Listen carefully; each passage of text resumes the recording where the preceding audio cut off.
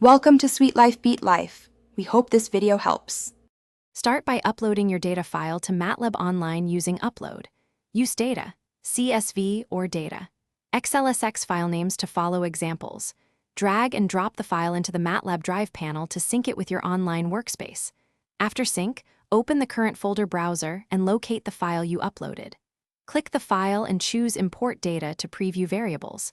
The preview shows variable names, types, and a sample of the rows. Use the preview to check delimiters, headers, and formatting before you import. For reproducible imports, prefer Readable rather than the Import tool.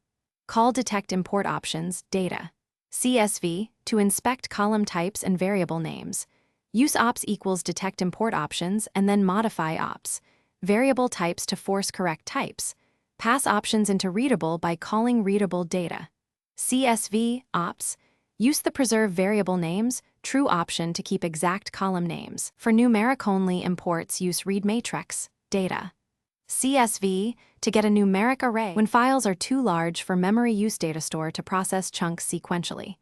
Create a tabular text data store or spreadsheet data store depending on your format. For Excel, use readable file. XLSX, sheet, sheet1, to import a specific sheet into a table.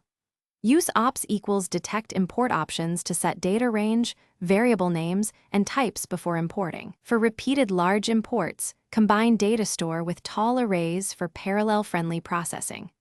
Always preview your first chunk to confirm parsing rules and adjust options before processing full datasets.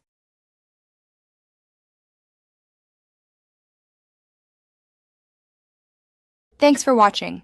Consider subscribing if we helped you.